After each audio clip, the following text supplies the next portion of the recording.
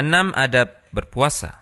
Dianjurkan bagi orang yang berpuasa untuk memperhatikan beberapa adab berikut ini. Pertama, makan sahur. Diriwayatkan dari Anas radhiyallahu taala anhu bahwasanya Rasulullah sallallahu alaihi wasallam bersabda yang artinya, makan sahurlah kalian karena sesungguhnya pada sahur itu terdapat keberkahan. Walaupun hanya dengan seteguk air, itu sudah terhitung makan sahur. Berdasarkan hadis Abdullah bin Amr radhiyallahu taala anhuma, beliau berkata, Rasulullah sallallahu alaihi wasallam bersabda yang artinya, makan sahurlah kalian meski hanya dengan seteguk air. Disunnahkan untuk mengakhirkan sahur sebagaimana yang diriwayatkan dari Anas dari Zaid bin Thabit. Dia berkata, kami pernah makan sahur bersama Rasulullah sallallahu alaihi wasallam. Setelah itu beliau langsung berangkat salat. Aku berkata, berapa lama jarak antara adzan dan sahur?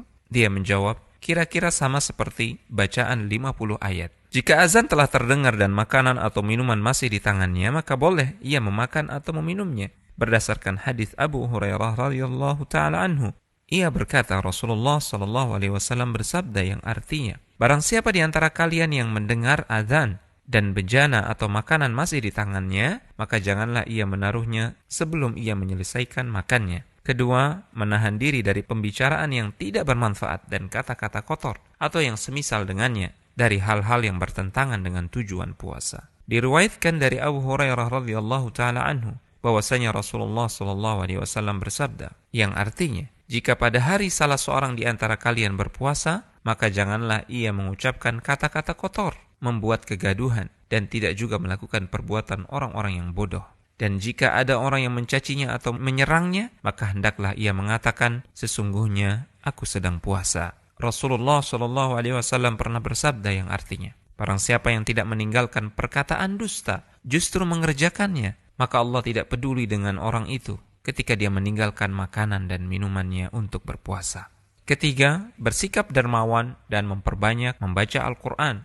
Diriwayatkan dari Ibnu Abbas radhiyallahu taala anhuma, dia berkata, sesungguhnya Rasulullah sallallahu alaihi wasallam adalah orang yang paling pemurah dalam kebaikan, dan beliau akan lebih dermawan dari hari-hari biasanya di bulan Ramadan ketika Jibril datang menemuinya, dan adalah Jibril selalu datang menemuinya setiap malam dari malam-malam bulan Ramadan hingga Ramadan selesai.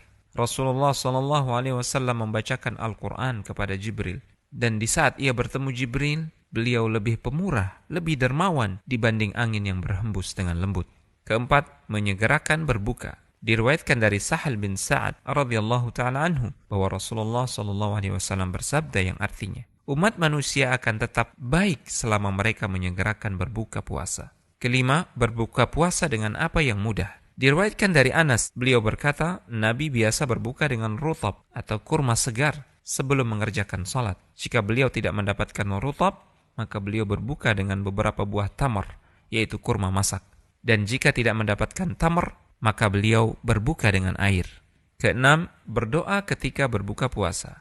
Rasulullah sallallahu alaihi wasallam jika berbuka puasa selalu membaca, ذهب الظمأ وابتلت العروق وثبت الأجر إن شاء الله. Telah hilang rasa haus dan telah basah urat-urat serta telah ditetapkan pahala insyaallah. Almanhaj.org.id.